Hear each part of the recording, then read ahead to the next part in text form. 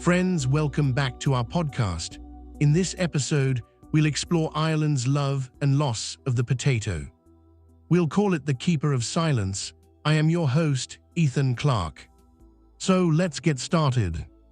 Imagine a love story written not in letters or sonnets, but in the soil of a nation, a deep and enduring bond between a people and a humble tuber, the potato. To honestly know Ireland is to understand this profound and complicated relationship. This connection would become the bedrock of survival and, paradoxically, the source of its most devastating sorrow.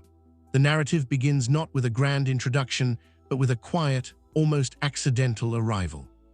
The potato, a rugged traveler from the distant Americas, first washed up on Irish shores in the late 16th century, a stowaway from a new world.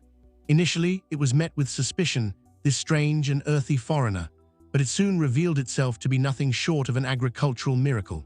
This crop thrived in Ireland's damp and temperate embrace, flourishing in the poor, rocky soil where other, more delicate plants turned away. For a family living on a mere sliver of rented land, a single acre of planted potatoes could feed them for an entire year. It was the unwavering staple, the quiet engine of a population boom, the sun around which all of daily life orbited. This was not a simple matter of preference or taste, but a deep, inextricable, and total dependence forged from economic necessity and colonial circumstance. The Irish didn't just love the potato, they built their entire world upon its fragile, underground foundation. And that intimacy, that total reliance, made the coming silence all the more terrifying and complete. The first ominous signs emerged in the autumn of 1845.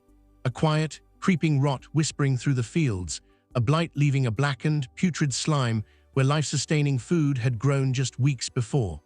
A fungal disease known as Phytophthora infestans had arrived, a silent, microscopic invader that traveled on the wind and in the rain, turning the life-giving potato into a foul-smelling mush.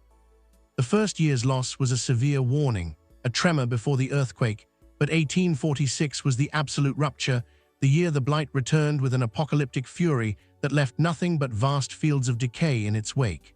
For people who had entrusted their entire existence and their children's futures to this single crop, failure was absolute, and the consequence was hunger. This was the beginning of Ngortamore, the Great Hunger. Starvation, that cruel and patient spectre, settled over the land. The true horror lay in a grotesque and heartbreaking irony. Families who had worked the earth their entire lives were now surrounded by abundance they could not touch, exported cattle, grain, and livestock destined for tables abroad, all moving under armed guard past their hollow-eyed children. The famine was a natural disaster amplified into a human catastrophe by the cold, rigid calculus of political ideology and profound neglect, a catastrophic failure of humanity that would see 1 million lives lost to hunger and disease and force another 2 million to flee their homeland in a desperate exodus, scattering the Irish diaspora like seeds to the wind, forever altering the fabric of nations across the globe. And yet, in the long, aching shadow of such unspeakable trauma, a most remarkable and poignant thing happened. The love for the potato endured.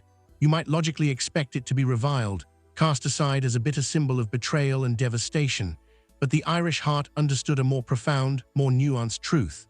The potato itself had not been the villain, but a faithful provider for centuries, the only thing that stood between them and oblivion for generations.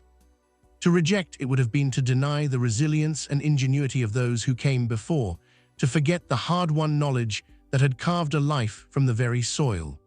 So the potato remained, patiently woven into the very soul of the culture, its presence an act of quiet defiance. The familiar, meditative rhythm of spud peeling and the shared, profound comfort of a steaming bowl of champ or colcannon were more than mere traditions. They were acts of memory, a tactile connection to the past, and a declaration that they would not be erased. Today, the potato is honored on every Irish table, a golden, crispy presence at every Sunday roast, the fluffy heart of every stew. It is a versatile and beloved comfort, yes. Still, it is also a living memorial, a humble keeper of a story that holds both the most profound sorrow and the most unbreakable strength. A simple tree that carries upon its skin the weight of a nation's history, reminding us that from the deepest darkness, life and love can stubbornly, miraculously take root once again. This is all for this episode. Please join us for the next round of another exciting and educational segment. Until then, keep your eyes on the fire. Thanks for listening.